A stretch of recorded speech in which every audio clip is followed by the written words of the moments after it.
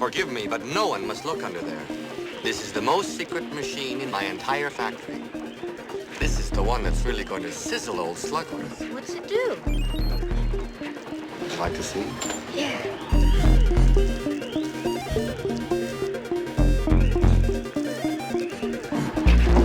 But what's it do? Can't you see? It makes everlasting gobstoppers. Did you say everlasting gobstoppers? That's right. For children with very little pocket money. You can suck them forever. I want an everlasting gobstopper. Me too. And me. Fantastic invention. Revolutionized the industry. You can suck them and suck them and suck them, and they'll never get any smaller. Never. At least I don't think they do. A few more tests. How do you make them? I'm a trifle deaf in this ear. Speak a little louder next time. Who wants an everlasting gobstopper? Me. I can only give them to you if you solemnly swear to keep them for yourselves and never show them to another living soul as long as you all shall live. Agreed? Agreed.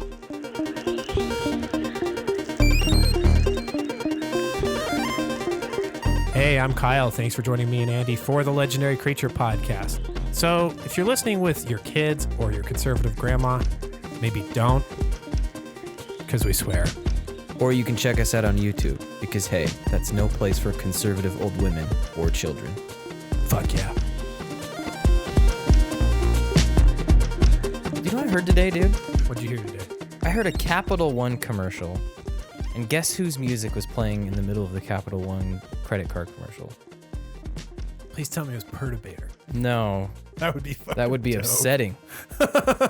Like, you sell out. No, it was Prince, dude. Prince? Yeah, it was How did Prince end up in a Capital One commercial? It was Let's Go Crazy. Weird. It was a fucking Let's Go Crazy, dude. I'm like, what happened? Somebody at his estate is already like selling off his music. shit off for sure. Yeah, man.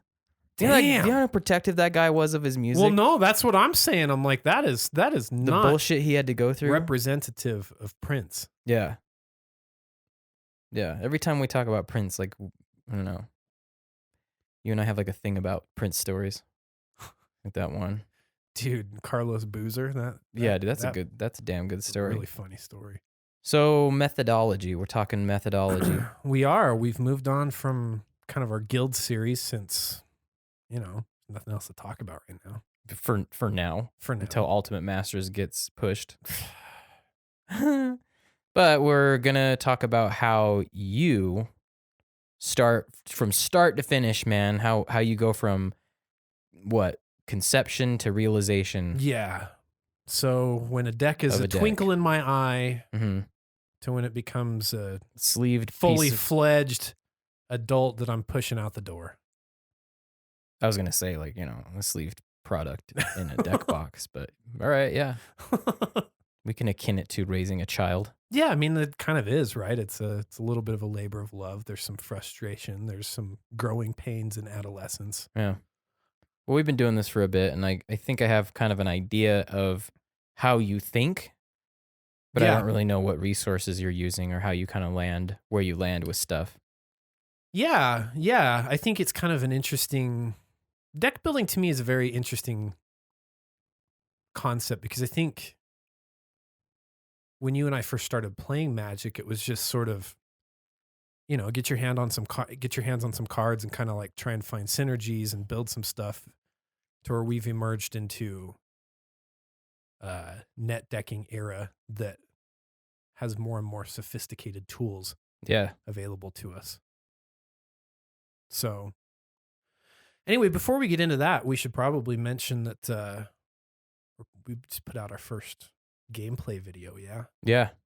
Yeah, we're starting to pivot our YouTube presence to a little bit of both. So we've kind of started off with, I think kind of originally we thought, let's just put the podcast on YouTube. Right. And Put our derpy faces on there and Yeah, put up and- some visual aids and right. And I think a lot of it bugged me.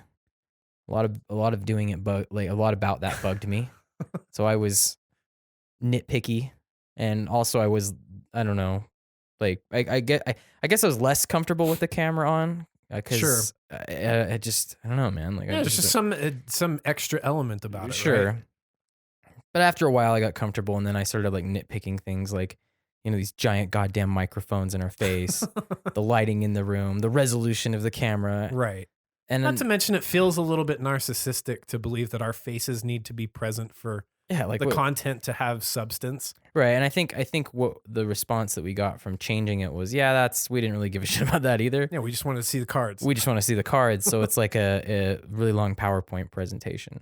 Yeah, pretty much. So I don't know if one of us or either of us can pivot back to doing that, that might come around. But I think since you're on the video side and you're the only person that handles all that, yeah, you just don't have the time capital to do. And it seemed to make sense to do the gameplay stuff, prioritizing that over just a visual version of the podcast. Yeah. So our gameplay videos are going to be a little different from what you see out there. Like there's some content creators that range from really highly, I don't want to say the word scripted, but I'm going to say the word scripted. Really, really scripted, event type play, which is entertaining to watch, and it's a work of art by itself, Yeah. But you kind of have to take it for what it is. And then you got kind of the other side of the spectrum, which is it's literally 4 dudes in a room, and it's a 3-hour long video because they're doing setup, they're kind of messing around, like they're just playing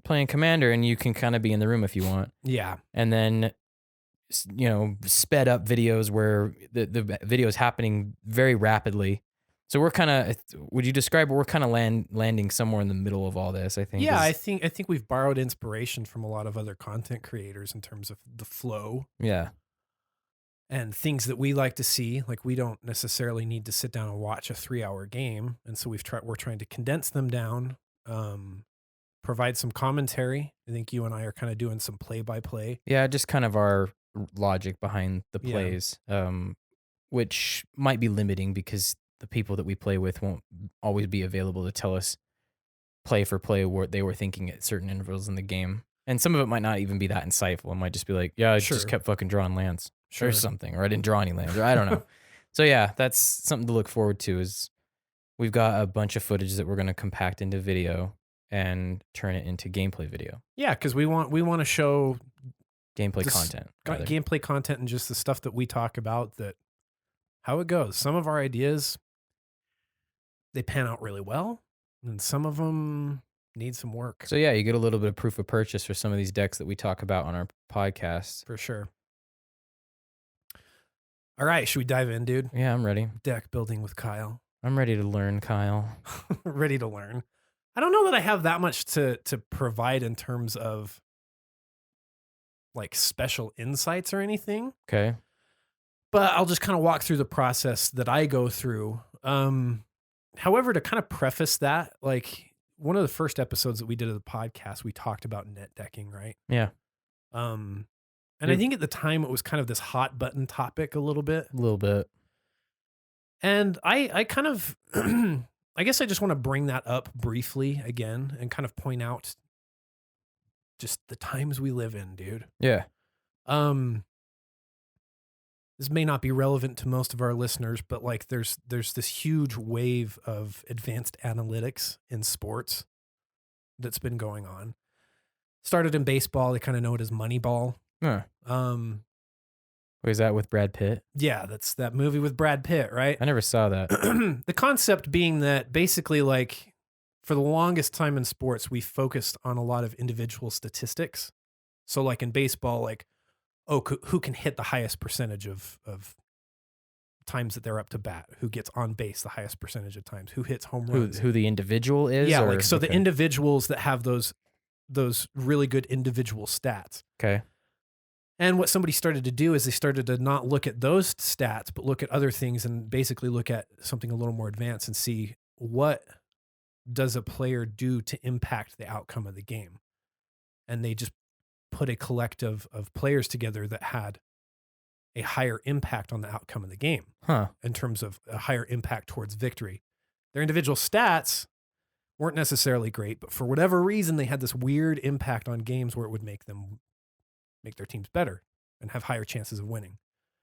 So that got kind of replicated. We're in the midst in the professional basketball world in the NBA. There was a team this last year, the Houston Rockets, that had they had identified basically that like if you shoot 3-pointers or anything inside of 5 feet, you have much better odds of scoring more points over the course of a game. And they attribute that approach to giving them 9 extra victories last year.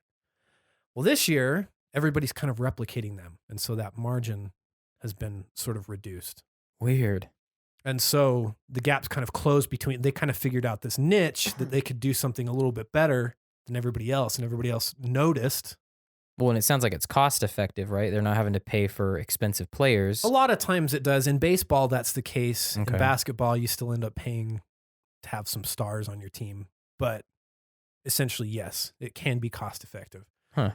The reason I bring that up is I think that we in the Magic the Gathering world, I think there are some purists still out there that just want to kind of like do their own thing. I think Brad's a little bit like that in our play group. Yeah, he's definitely a trailblazer. Just doesn't really want to do net decking that much. But those people are admired.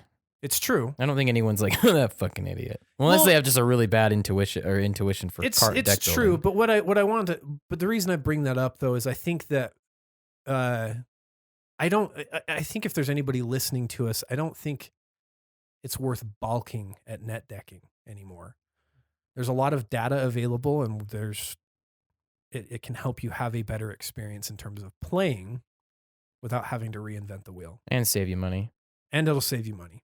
because you don't have to rebuy if something. Sure, just you isn't don't have to working. build a deck that doesn't end up working and purchase a bunch of other stuff to Well, fix it. I guess that I don't know. Like I want to relate that to a real life thing, but for me,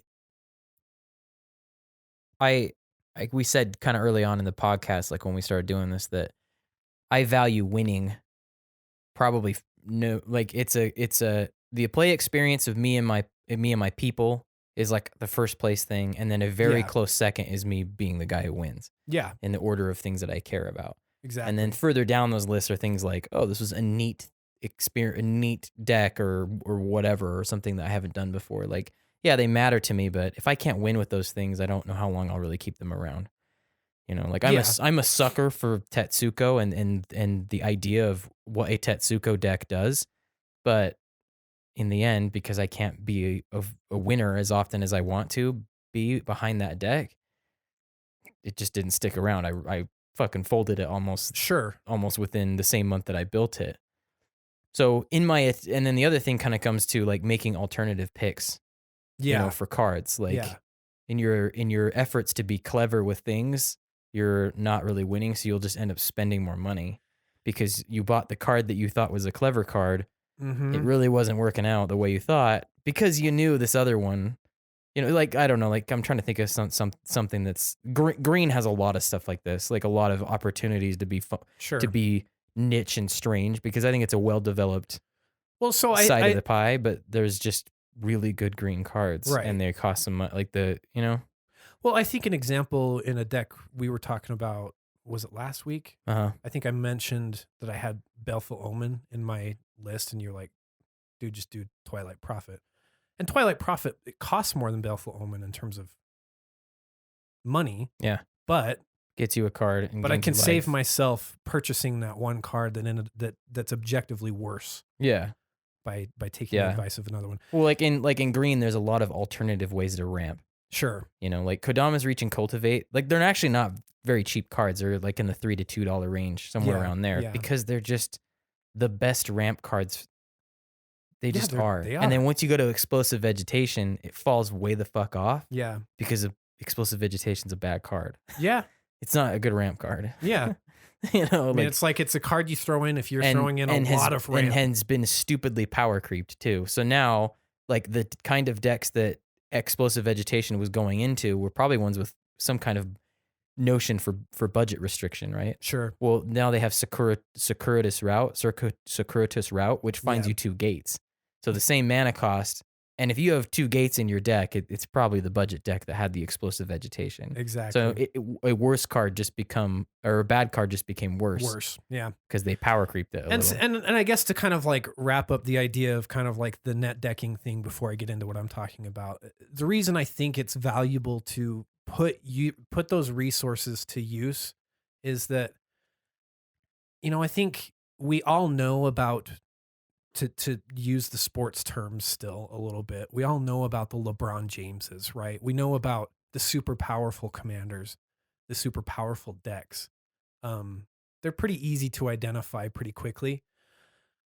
But with net decking, we can find things like you can find ideas for someone like Tetsuko. Like, yeah, Tetsuko didn't play out. Yeah, I but guess you're right. You something can use that's the a internet little to less be, common, yeah. you can find options, you can find ideas for doing those niche things that aren't. So I'm not saying like do this in order to be competitive, but do it to have things that are good, that are quality, and it allows you resources to do something different as well. So my process. Yes, where does it all begin? Where does it all begin? With Mr. Kyle Wheeler. Where does it all start? So I usually, one of the things for me is that I try not to have too much overlap with the decks that I have. So you first kind of take stock of the inventory of decks you already possess. Yeah, so I'm kind of looking like, what do I have? And what's something I haven't explored recently, or what's something that I need to take apart and I want to reconceptualize into something new. I kind of do that. And then I also kind of like, I'm asking myself usually what's interesting. And then also what's new. Like, if there's something new that that kind of gets coupled with that, like, okay, what's come out in the last year or so. Yeah, like Dominaria, I've been really sitting with a lot of Dominaria type stuff because there's a ton of legends, right? Yeah, like, some very interesting. Yeah, some like just really boring. Yeah, exactly. Some that are like completely not of interest at all. And so, yeah, I kind of like just look for what's interesting to me. The other big question to me that I think is important, and I think if you want to have a healthy play group and a healthy experience, is asking yourself, once you kind of identify some commanders you might be interested in, is asking yourself how this fits into the meta, how this fits into your play group. An example with us where I think you discouraged one was Anafenza. And so, yeah, Tiff wanted to do Anafenza because we had a pretty strong Mirren deck at the time in our group. Brad has Sheree, Cedrus, Duretti. I was doing a lot of graveyard exploitation with my Duretti deck. So yeah, she saw the cure in Anafenza. Exactly. And so she kind of was like, oh yeah, let me build this deck. But you pointed out to her, yeah, people will counterpick if you do that. They're just not going to bring their graveyard oriented deck. Yeah, because it just literally shuts those options down. Yeah. And so they're just not going to play them. And so then your deck isn't going to work. And so that was kind of like she was picking for the meta, but then it also sort of got shut down because it doesn't really fit into what she was trying to accomplish either. Something That's kind of why I've never seen Brad build a Rurik Thar list, because he's hated my spell slinging for a while. Yeah. But he knows I won't play it. Yeah, you won't play it. I mean, I might be dumb enough to try, but sure. He tried to build like an anti-blue deck with Rurik Thar at the helm, and it's so obvious what you're going to do. I'm just like, well, I'm just not going to play it. You've countered the deck so hard, I won't even play it. Yeah, exactly. Stuff like that happens all the time. So another example is we have a budget league right now. Yeah. We've still been trying to refine our rules a little bit. At first, we kind of said no cards over $5. Then we decided, well, the deck value has to be under 75. I think we're going to combine those rules. Yeah. And no Soul Ring. But yeah, and no Soul Ring. That's another rule. But we've kind of ended up in this space where we have a high density of Dimir in our budget league. And so I actually am kind of interested in that Atrata list that I put together last week in the last episode. But is it good for the current It's not good for the game? current meta. Mm-hmm. So I've actually been looking at other things. So let me just kind of give an example. Like recently I've been wanting to play a lot more red. I don't use red that often. Oh, hell no. And so I was like, well, I kind of went through that whole thing of trying to identify what's interesting. Our budget league was kind of moving a little bit more slowly. And so I thought, well, let me pick something that kind of pushes the pace a little bit. And so I ended up landing on Hallar, the Fire Fletcher. Yeah, that's pretty far out of your Yeah. wheelhouse. I don't think I've ever done Gruul in Commander. And so, that was way different for me. But one of the things that kind of, so I went through that process of, is it interesting? How will it affect the meta? And then the big question to me is, can I identify if it will be effective enough to win? Okay. And so this kind of leads me to the next step, I guess, in my deck building process. So I've identified a commander or a few commanders that I might be interested in that I think will fit into the play group. I want to identify my core strategy with that commander. Sometimes that's really simple. So a commander like Hallar, it's pretty spoon fed to you, right? Right. He gives you a pretty clear hoop Yeah. to jump through. So to read Hallar the Fire Fletcher off, it's 1, a red and a green. For an elf archer, the body on it is a 3/3. It has trample, and it says whenever you cast a spell, if that spell was kicked, put a +1/+1 counter on Hallar the Fire Fletcher. Then Hallar deals damage equal to the number of +1/+1 counters on it to each opponent. Huh. So it wants kicked spells, Yeah. right? Wants lots of spells in it that do kicking, like have a kicker cost. The other thing that it wants is +1/+1 counters. So there's 2 pretty clear strategies that the deck needs to contain: the counters, the kicked spells. So when I'm doing that, though, I think that even with a commander like Hallar that's very straightforward, Mm-hmm. there's temptations to go with other strategies or that you can kind of get diverted a little bit. Okay. So Why? To kind of keep the homogeny out of your deck, so it's not so uniform, or well, let's take a look at EDH Rec right now and kind of look at Hallar and what EDH Rec is feeding to us. okay. So we see a lot of kick spells, of course, in the signature cards, naturally, because that's what we're supposed to be doing. Yeah, Some things that do +1/+1 counters. Okay. But then as you kind of like start looking into some of the things that are being used here, you start to see a little bit of this focus on other creatures having +1/+1 counters that starts kind of popping up, it looks like, in people's deck ideas As you go further down. And so an example of this might be like Rishkar Pima Renegade. All right. So it's 2 and a green for an elf druid. It's a 2/2. It says when Rishkar enters the battlefield, put a +1/+1 counter on each of up to 2 target creatures. Huh. Each creature you control with a counter on it has tap, add green to your mana pool. I initially put Rishkar on my deck list. I've played it in a few games, and I've actually had this card in my hand, and I'm like, this is not as valuable as other things in the deck. It only Okay. gets 1 counter onto Hallar, and then it turns Hallar into a mana dork. Is Yeah. that really what I want? Yeah.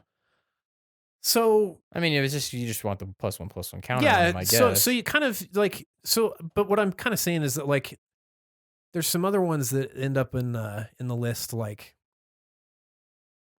let me see if I can find it. But you're kind of thinking like, what is? I mean, you're maybe thinking about some of the rationale of these, right? Well, yeah, Like exactly. these- So I want to. So when I'm going to things that are like when I'm consulting net decking type materials, yeah. I kind of want to question the rationale because it's manifest in net decking, but I think we ourselves can get into that. So, like you kind of might get tempted to start doing a bunch of other creatures that get +1/+1 counters. Yeah. Might be the temptation when it's really the focus just needs to be on Hallar. Is kind of what I'm saying. So I want to like I want to identify my core strategy and make sure that I don't get off track. Now, like I said, like with a commander like Hallar, it's pretty straightforward. It's pretty easy to stay on track, but there's some other commanders that maybe it's a little less straightforward. An example of that might be Unesh, the Cryosphinx Sovereign. It's Sphinx tribal, but it's mono blue, so there aren't a lot of options to put into the deck. Yeah. And so you might have to build your own kind of sub strategy, which we did an episode about that, and I kind of talked through myself building an additional strategy around that. But that's like, to me, that's a big part of where I'm starting is I want to get my commander identified and get my core strategy identified and make sure that when I'm picking cards, I'm not getting off track from my core strategy. And some just like don't get you there.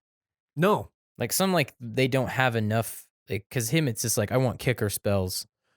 You know, Well, yeah, and there's only so far you can go with the kicker spells before you got to fill in the rest. And that's which usually just turns into the staples of the color, like the good stuff of the color. But right. Yeah. So another example where you might question yourself while you're in the deck building process, or I might, is Admiral Beckett Brass. When we did that episode with Cody, like I'm just sitting there thinking like, you got to be really high on Vorthos to try and attempt this deck. Because but at least tell yourself that's where you're headed. Yeah, because to me, I'm like, there's not enough here to focus on the core strategy that this commander wants. And so I'm not going to do this. Like I would never build Admiral Beckett Brass. I don't like pirates that much. And so you're not that into Grixis either. Nothing there for me. But getting into this is kind of where, like I will start, once I've identified my core strategy, I'll start looking at things like EDH Rec. We're already not there? Yeah, like I'll go there right away. Yeah. Like when that's kind of what I'm saying is like right as I'm on the verge of going to EDH Rec, like I want to make sure I know what my core strategy is before I get there. Okay. Because when I get to EDH Rec, and if I just start picking the cards, I might get distracted. My strategy might get distracted. Is kind of what I'm saying. Huh. So with Hallar, I think you kind of mentioned this, like making sure there's enough there that gets you there. Yeah. And so, like Hallar's got a good list of things that I just pulled right off of EDH Rec that support the strategy. So like, let me just go through a couple spells really quickly that support it. So like the Mold Shambler, 3 and a green for a 3/3 fungus beast that has a kicker cost of 1 and a green. So when it enters the battlefield, if it was kicked, destroy target non-creature permanent. Huh. So this is an awesome example, this one, because it fills multiple purposes in this deck. Yeah, as a kicker, it blows up a has spot removal for us, which is a planeswalker even. Yeah, exactly. Huh. So stuff like this. So we're kind of looking like, okay, yeah, I've got something really good here. Strength of Tajuru, whatever it is. Let's see, is this an instant?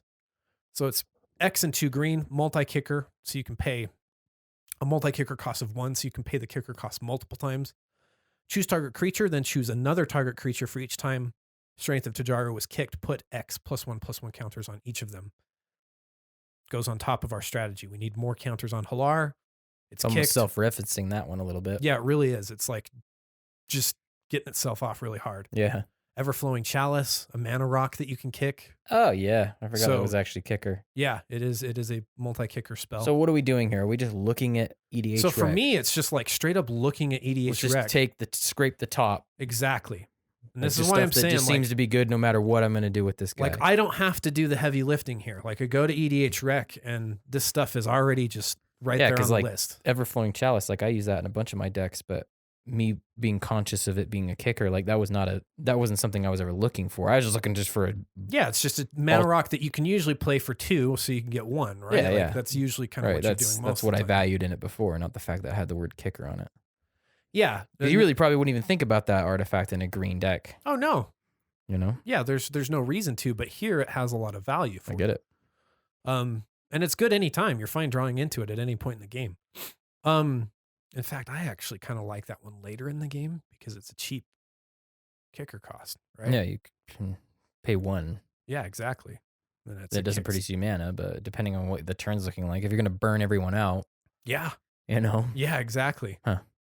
Vines of the Vastwood, 1 green, and it has a kicker of 1 green. Target creature can't be the target of spells or abilities your opponents control this turn. If Vine of the Vastwood was kicked, that creature gets +4/+4 until end of turn. Hallar the Firefletcher gets big, and it's trample.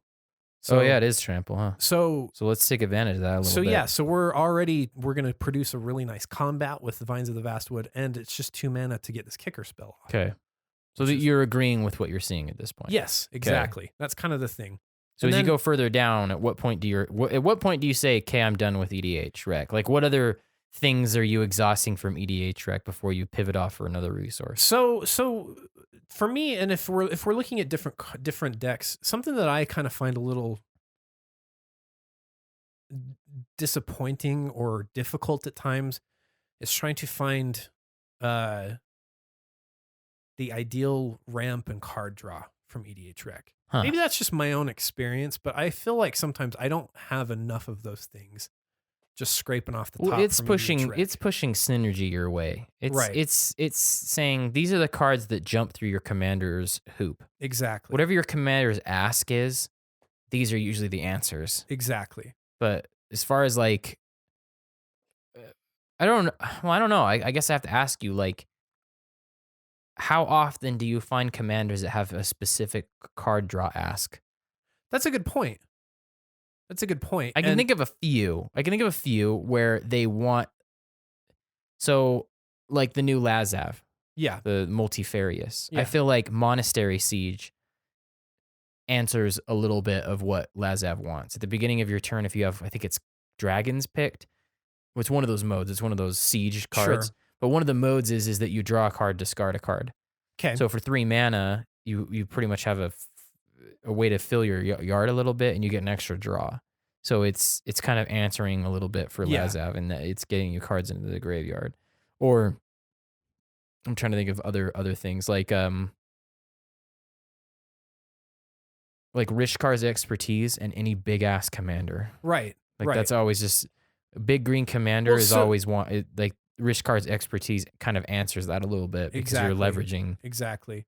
So But those, I don't know. Don't you think those kind of show up on ADH Rec or not? They do, but I think the thing to me is that sometimes I kind of find myself asking the question. So let me go through this other segment that I go through, and Okay. the order of this may be different. Sometimes I'll pick out my commander and I'll fill in the stuff that I know a commander deck requires. Where it's like, okay, I know I need ramp, so let me just put in all my ramp, and I know I need card draw. Let me put in all my card draw, and then I'll start to fill in the stuff from EDH Rec that fills the strategy. Mm-hmm. Sometimes I'll fill in the strategy, but I don't like to be the kind of guy that ends up with 140 cards Oh God, and no. has to pare it down. Oh God, no. That just stresses me out. So I will usually stop myself. If I'm filling in the strategy first, I'll stop myself knowing that I want to have 10 ramp spells, 10 card draw spells, and probably between spot removal and board wipes, anywhere from like, 3 of each. 3 of each, somewhere around there. So maybe about 10. So I know that I need space for about 30 cards for those things that just need to be a part of the deck. Okay. And so I will stop myself and pause. But what you're talking about right now, like, yeah, there's some things that are made manifest readily obvious, I think, when you're net decking and kind of looking at resources such as EDH Rec. But I kind of want to pause and ask myself, when it comes to ramp, when it comes to card advantage and removal, there's a few questions that I feel are important. What's available to me in the colors? What can I easily capitalize on? And then, is there anything in those categories that can overlap with my strategy? And so your example is perfect with Rishkar's expertise, right? Where, like that one's a pretty obvious pick. Because you have the potential to have a big swole commander, and you Yeah, want to take I mean, in advantage all of that. likelihood, or like, Soul's Majesty or whatever. exactly. So Rishkar's expertise, 4 and 2 green, draw cards equal to the greatest power among creatures you control, and you may cast a card with converted mana cost 5 or less from your hand without paying its mana cost. So even if you get like, But where does just that a show up couple on the kickers- EDH Rec recommendations? Is that even on let's there? take a look. Like how far down? Because yeah, I mean, I think I'm kind of getting what you're picking up, what you're putting down. Like sometimes you have a hard time finding like Yeah. certain deck engines, like the ramp engine and then the card draw engine. Like which ones seem to synergize the best with the commander? And it's not all the time does EDH Rec offer that. Yeah, to you. so Rishkar's expertise does show up on EDH Rec for Hallar, but it's in only 33% of the decks. Do you agree with that? Do you feel like I it should feel be like higher? I've used it every time I've had it. Because it evades a kicker side, right? Exactly. It Because does. you can pay the non-CMC and then add the kicker on top of it. Right. So it saves you mana. It And does. Okay.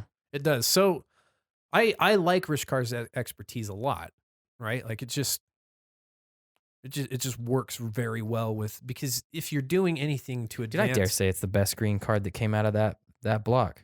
I It and Heroic Intervention. I think those are the two. those are pretty damn good. Yeah, I'm gonna go ahead and say it, dude. Yeah, I'm gonna go ahead and that's say it. fair. Those are the two best green cards. You heard it here first, dude. You heard it here But first. to dig a little bit deeper, I think it's worth asking the question: are there things that maybe synergize a little bit more with your needs? So card advantage doesn't necessarily have to be this big swell of cards like Rishkar's expertise can be. One that fits in really well with Hallar that I think can really just like it could potentially win you the game is the Gitu Chronicler. What the hell is that? So this is a human wizard that you just pay 1 and a red for. Its body is a 1/3, but it has a kicker cost of 3 and a red. And it says when the Gitu Chronicler enters the battlefield, if it was kicked, return target instant or sorcery card from your graveyard to your hand. Well, I mean, there's going to be, of course, spells like Molten Disaster, Comet Storm that you can shoot off early to great benefit with Hallar. And with something like Gitu Chronicler, you can get it back into your hand and finish the game with that spell. Okay. Where did you find Gitu Chronicler though? So that one, of course, it is on EDH Rec. Yeah, it is. Like, I'm not necessarily saying Hallar didn't have the things I'm looking for with card advantage, but it is something I question whenever I'm building a deck. Okay. Am I getting the right spells that I need for these? Yeah, that Chronicler gets you a little bit of card advantage. For sure. Oh yeah. The Thick Elemental is another example of a little bit of card advantage that can come out of doing doing your strategy. So it's 3 and 2 green. Has a kicker cost of 1 and a green. So when it enters the battlefield, if it was kicked, you may reveal the top card of your library. Reveal cards from the top of your library until you reveal a creature card. If you do, put that card onto the battlefield and shuffle all other cards. Ooh, it's like a cascade for a creature. I love that. It's really nice. So it's a nice, like you're like a possibility storm with the creature a little bit. Exactly. Okay, so let me just kind of summarize where we're at with this whole deck building process, right? Okay. So you take an inventory of the decks you currently own. Yes. With consideration to what colors have I used, what strategies have I done, and how much of an overlap will my next deck be against what I have. And you try to have no overlap. But eventually not necessarily no overlap, but like I don't want to repeat the same exact strategy. Yeah. Is what I'm usually trying. Yeah, they're not all just like life gain decks. Yeah, which then, I'm guilty of it sometimes. Then the second thing you think about is what is it doing around the play group? Right. So will the deck, do you ever think about like, will it be interesting to play against, or do you even give a shit about that? Yeah, I mean, sometimes I discard that because like Tashar, man, you guys must be bored whenever I play that deck. We've only played it once or twice. I think you've been kind of avoiding it. Yeah, because I'm just playing solitaire. What you do think about is, is it able to stand up in the meta? Like, can you get this deck stood up in the meta? Exactly. And then you hit ADH Rec, which is a big catalog, if nothing else, a big catalog of all the potential commanders that exist. Right. And then find the one you want. Yeah. Find the one that I want. And like I said, I mean, there's things from memory as well. Like, recent memory. And then once you've picked one, you establish your card draw and your ramp ahead of even looking at it, unless it has something kind of that sticks out. Sure. The order of that may be different. Sometimes I'll establish the card draw and ramp. Sometimes I'll go establish the core strategy. Yeah. But either way, I'm making sure that I leave space for what the needs. Okay. Of Then the you deck. farm the top cards, or not all of them, but ones that you feel like these are going to work. Yes. These are just too good to ignore. Yeah. And then what? What after this? So the other thing that I like to try to do is I like to do things that will flesh out my strategy. And the big thing to me with this is I want to identify cards that I feel are all-stars in the deck. Okay. Or that will be all-stars in the deck. Well, aren't those just the recommended cards from the Sure, signature cards from but EDH Rec? Let me go further than that though, beyond that. So So an example of this in Hallar would be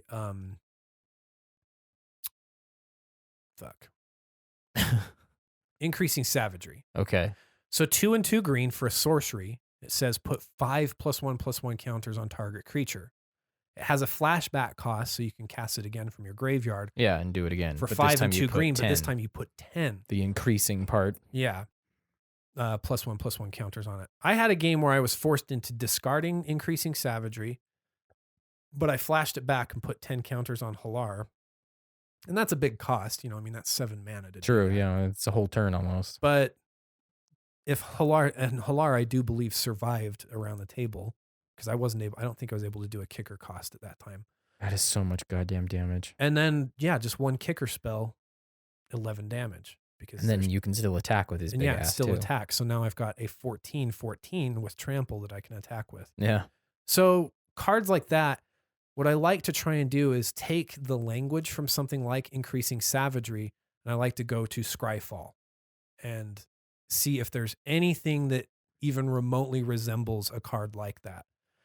Now, what I've noticed is actually since I built Hallar, some of these cards have started to show up on EDH Rec when they weren't there when I originally built the deck. And so that's actually kind of reassuring to me because it's like, okay, yeah, Your intuition was right. people are figuring those things out the same way that I did in some fashion. Okay, what is Scryfall, Kyle? So Scryfall is basically just a card search engine. They are plugged into like they have card images and all the things for all the different cards, but you can do an advanced search where you can search basically anything that has to do anything with a card. So if you want to search for artists, you can search by artist. You can search by artist. Dude, is it time for my Raymond Swanland tribal deck? Dude? I think it is, dude. I think you definitely need to. This is how you would achieve it, is is using Scryfall. Is this how I do Wayne Reynolds Goblin Tribal, dude? I think so. Yeah, Okay. that's exactly what you can do because you can put in as many variables as you like.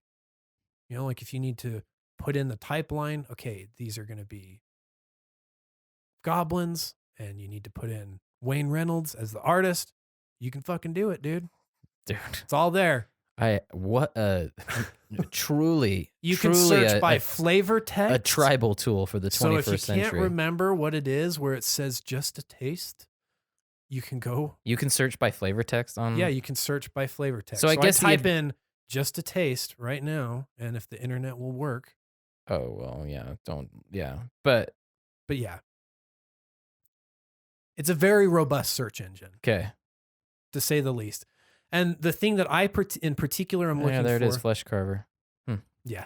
So yeah, it's really like you don't know the name of the card yet. You just want to search for the effect. You know the effect you want, you just don't know the what. Yeah, because I think and this is especially true if you're picking up a new commander, as in the card is new to Magic the Gathering. Like let's say there's something from Guilds of Ravnica that I'm interested in. It hasn't been fleshed out by the hive mind yet, right? And so that's true. The populace hasn't descended upon it. And so when I'm using something that's new, I find myself in Scryfall a lot more than I do on EDH Rec. Like I'll go to EDH Rec and find like a few things, but I want to dredge the entire pool of Magic the Gathering to see if there's anything that resembles the effects that I want popularity most. Be damned. Yeah. So Scryfall, like I say, if it's something that's really fleshed out, I mean, like if we went and did a Kalia list, you could just go to EDH Rec and have EDH Rec probably export you a list, and you would have pretty close to the ideal Kalia list, right? Huh, okay. But something new, you might want to use Scryfall a little bit more.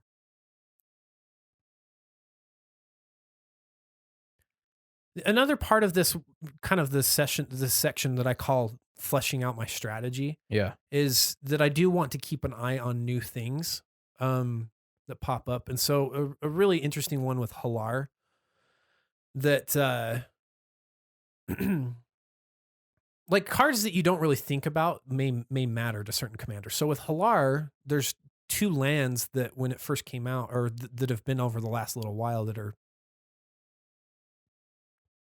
you really want to actually pay attention to them. So Opal Palace, Okay. it's a land that gets shoved down our throats. Yeah, in- they pack it up in- quite a bit. Yeah, like in pre-constructed decks, right?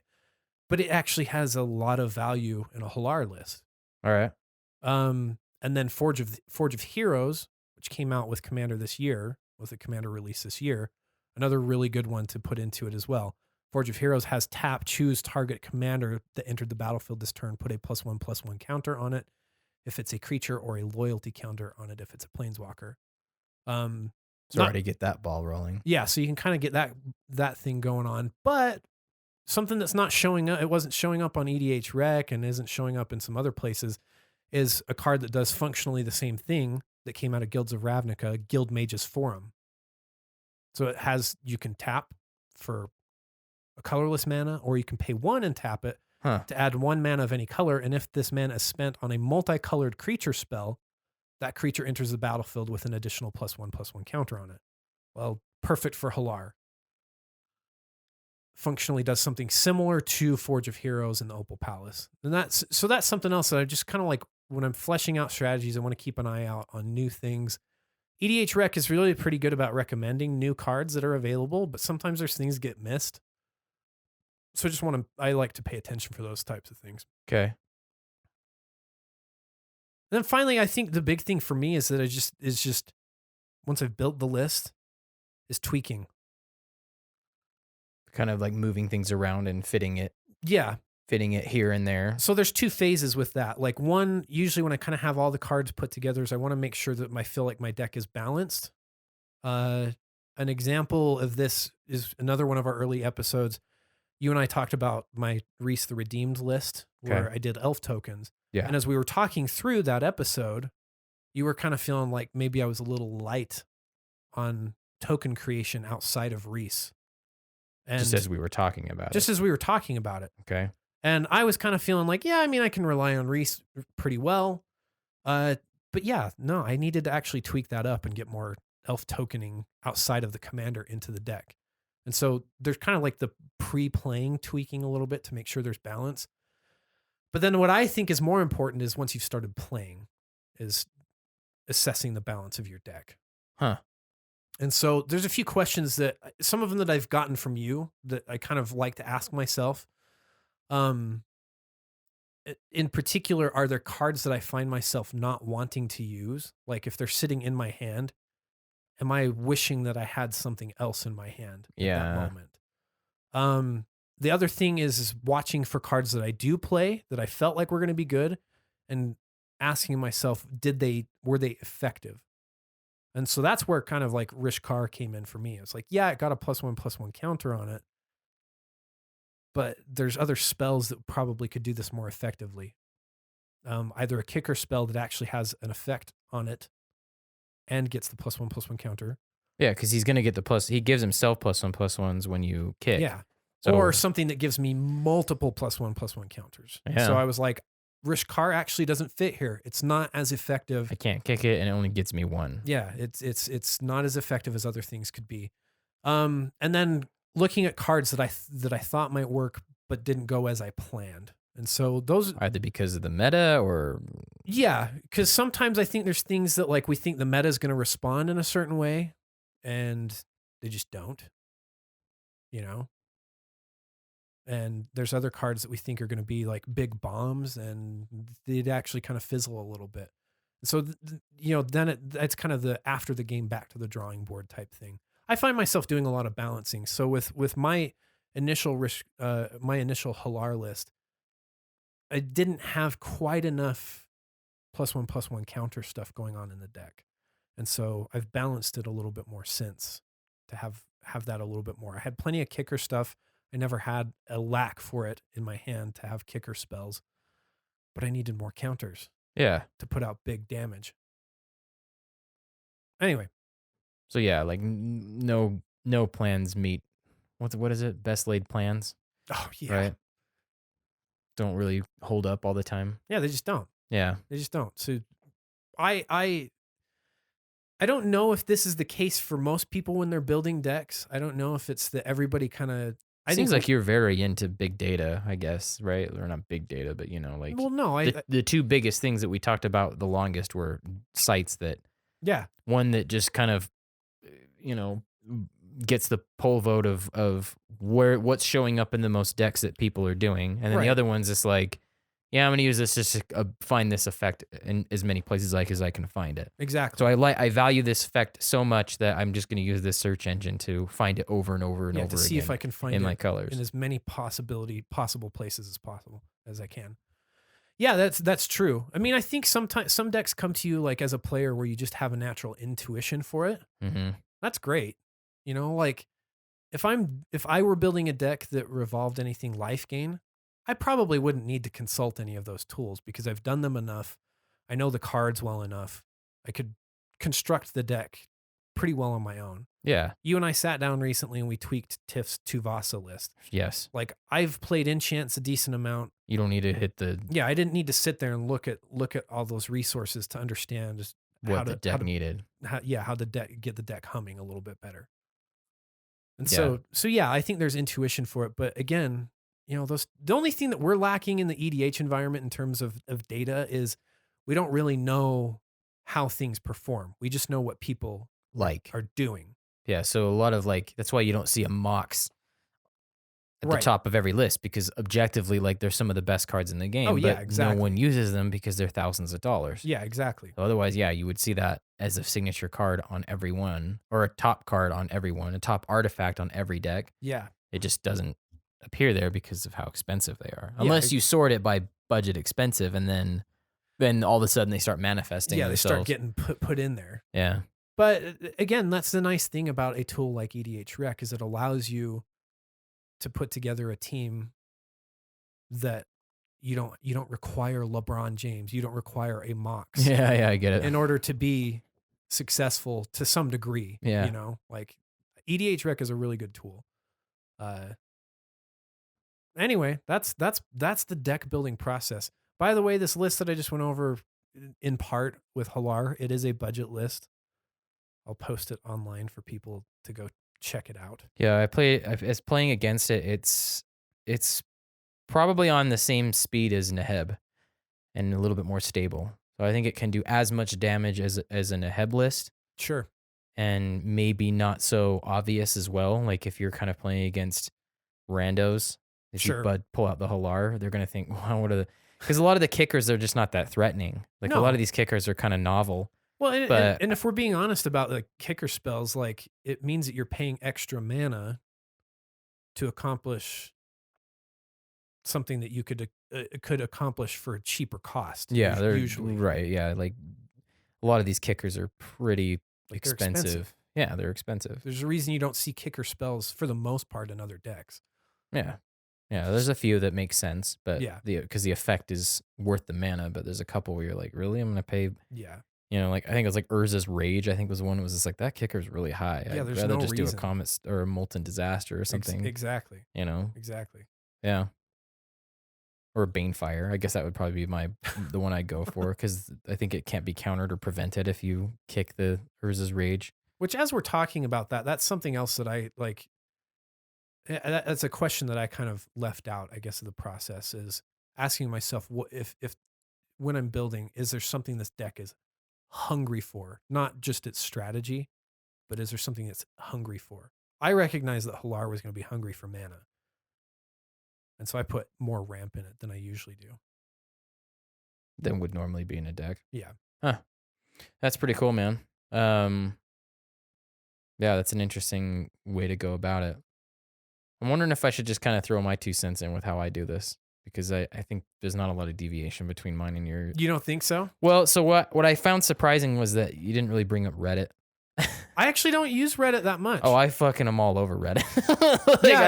I crawl over all over Reddit. Like I know that one thing for you is that something piques your interest, and usually for me it's like, honestly, it's either I'm watching something emerge into the universe that's new, Yeah, you've been building a lot of new stuff or you plant an idea in my head that I got from Reddit. Right. So my process is similar. Like I'll think about what I have in my roster, where if the deck I want to play can stand up in the meta, and then I take it a little further of this. Like, is it going to bug everybody if I play this deck? Because I honestly try to avoid that. Yeah. You know, Yeah. so one that sticks out to me is the Seton Krosan Protector list. Oh, Like yeah. a really big way of winning with that list is tapping all of the druids and gaining control of your opponent's lands. You know?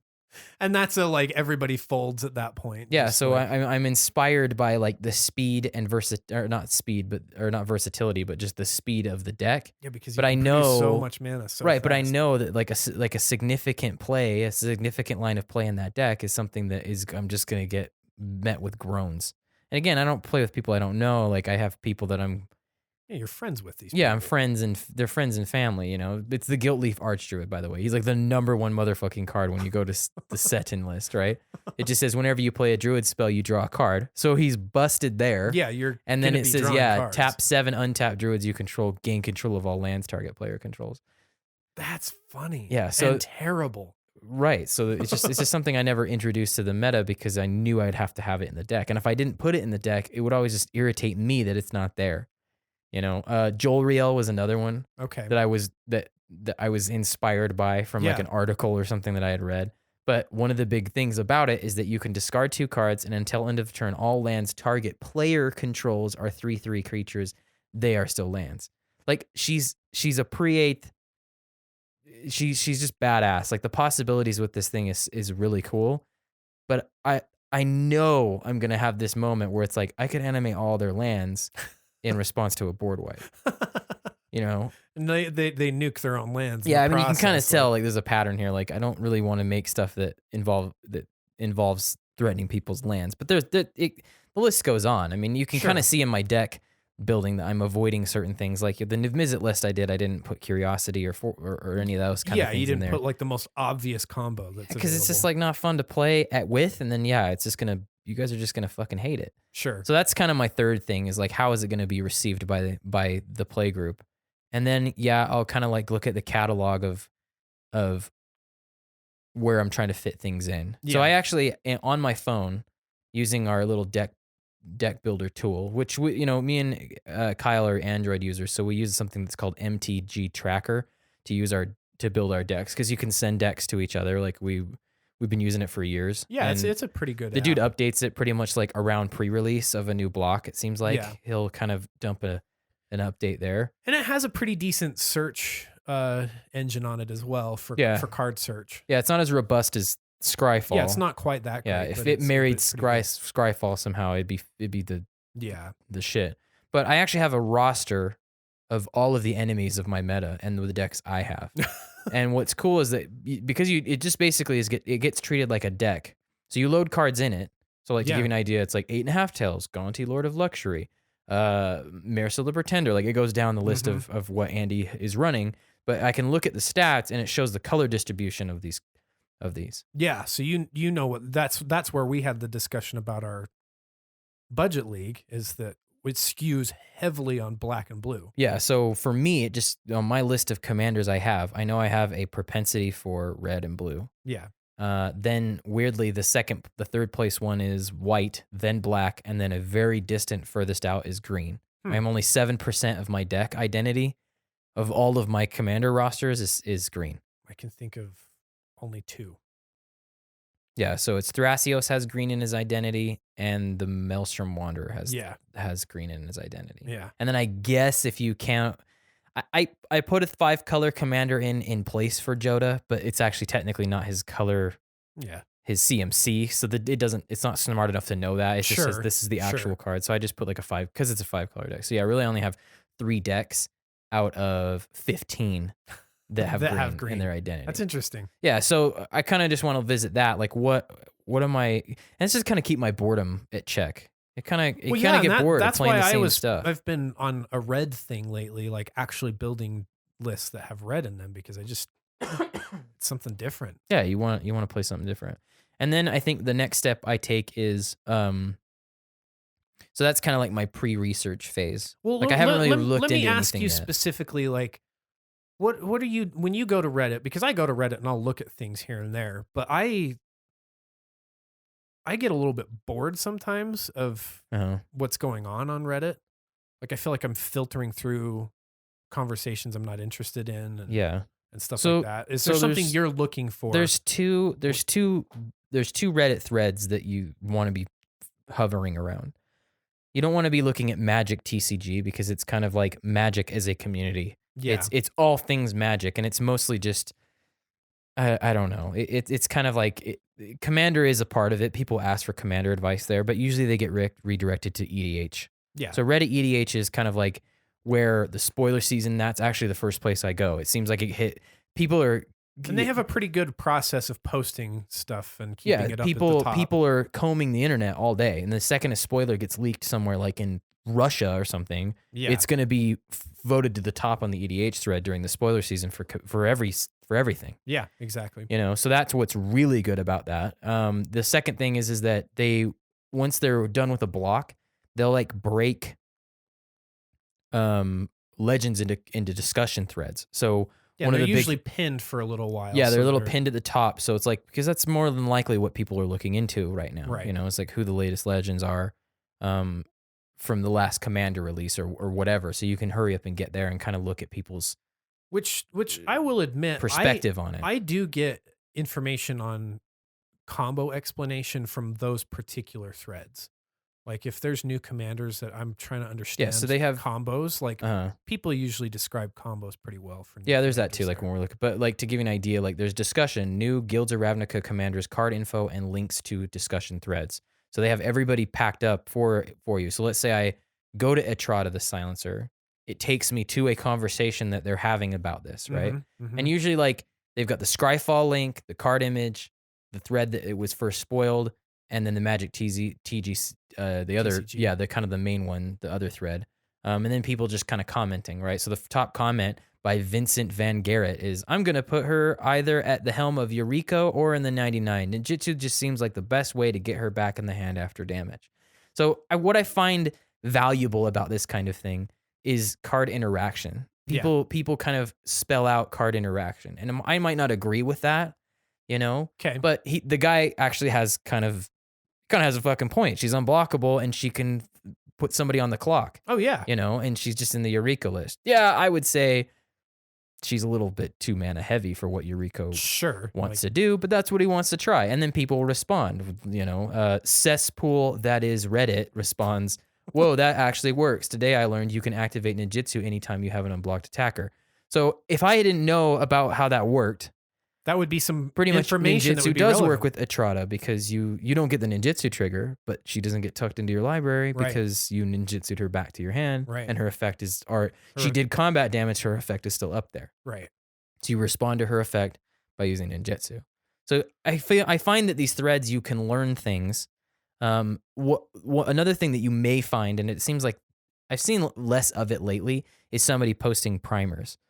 Right. So a primer is pretty much like what we do. Like we talk about a deck and we explain why these cards and what they do for it. Right. Yeah. But a primer is more of like a write up. Like it's like an essay about a deck. They were really big when we first started playing EDH. Oh yeah. Sure. There's one that like one guy wrote about Niv Mizzet the Firemind that I kind of modeled everything around his philosophy. And the first thing he fucking says is that he doesn't want to talk about doing Curiosity Tandem Lookout. He's like, they're boring. They ruin everything. So this is what we're going to do. We're just going to do hand cycling effects. So his whole thing is just, we're just going to trust our deck and wheel through it as quickly as possible and try to put something else out there. Okay. I kind of married his idea with mine, which is I really want to get Omniscience into play if I'm going to be seeing that much of volume of those cards going in and out of my hand. So I'm kind of taking like other people's ideas and merging them together. This is really where 90% of my decks are built, is kind of figuring out what people are doing and reading their testimony about it. You know what I mean? Like I feel like I'm a deck journalist, you know, and you're more of like an analyst, you know, like I'm like, okay, so and a lot of it's anecdotal and it takes a while for somebody to build up an intuition for what they're saying, because you can, if you kind of go my route where you're listening to people talk, Yeah, there's some people with just like bad intuition about things. Well, yeah, you know, exactly. or people that are. I mean, I hate to say it, but if you hit YouTube, there's people that hype up things. They're there to hype up card interaction. They're there to hype up the product. Right. You know, and yeah, I mean, okay. I love Magic the Gathering too. Yeah, but I think sometimes like you just kind of have to temper your expectations a little bit, like where they're like, yeah, this is gonna be awesome, you know, this is, you know, It's like a Logan Nine Fingers thing. Like you have to be realistic. yeah, you have to be realistic. You just have to be, you know, it's definitely a Logan Nine Fingers thing. So I don't know. That's kind of the difference here with me and you is that, yeah, I kind of like, I'll go and look at anecdotal stuff where you don't seem to look at that. Yeah, I mean, I do to a degree. Like if I'm feeling lost on a commander that I feel like can work, Mhm.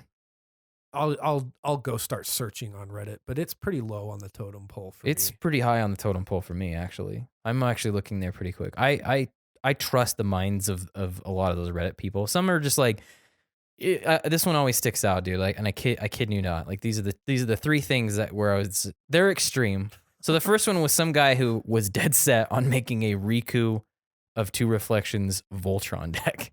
Like that was like why? his fucking thing, you know. And some people in the thread, like they were trying to be nice. They're just like, look, man, okay, let's just kind of take a step back here, all right? Let's think about what we want from Voltron. So it's like and you're the dude's talking to somebody that's standing on a bridge ready to jump or something. So like the guy that. was like trying to talk about it, like, you know, he's got a high MC, he has no innate protection, he has no evasion.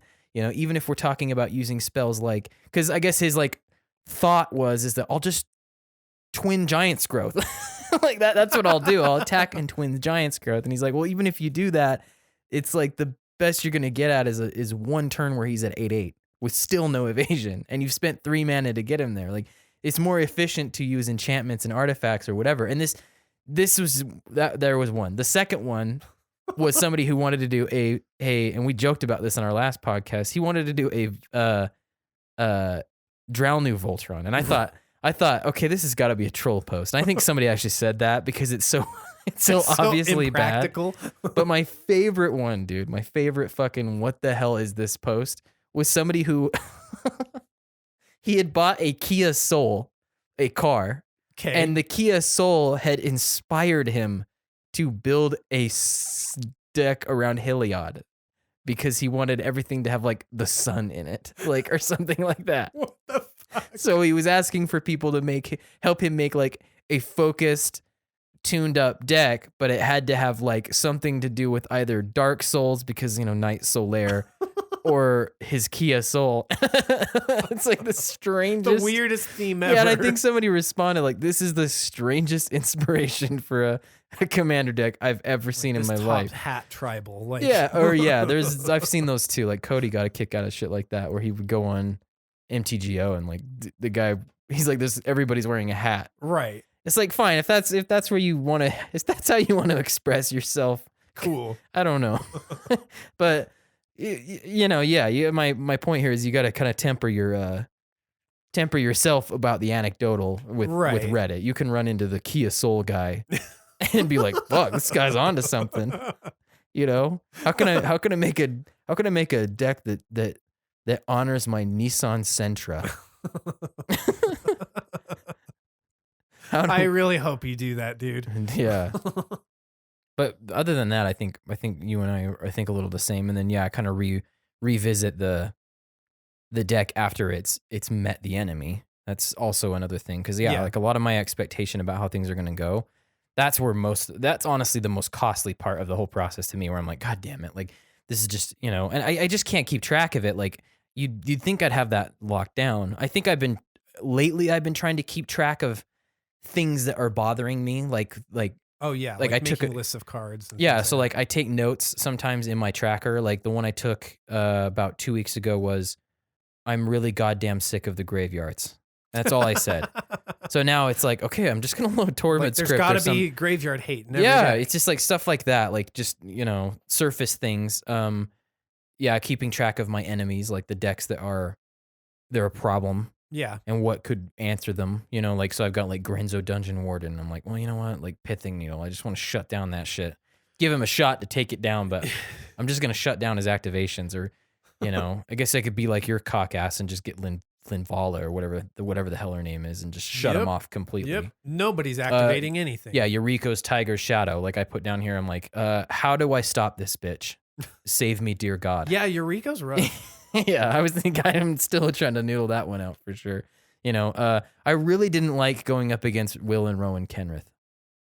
I really Probably didn't. because you were a little jealous. I a mean, little bit. Let's just admit it. A little bit, dude. I'm a little bit jealous of that one. Gitrog Monster, that's another one. So I don't know. I kind of sometimes I think about that, but counter picking is, I counter picking or counter building, I guess that's what we should say. Counter picking is not the same, but like counter building, I don't know if that's a recipe for success, and definitely not a recipe for fun once you go down that route. Right.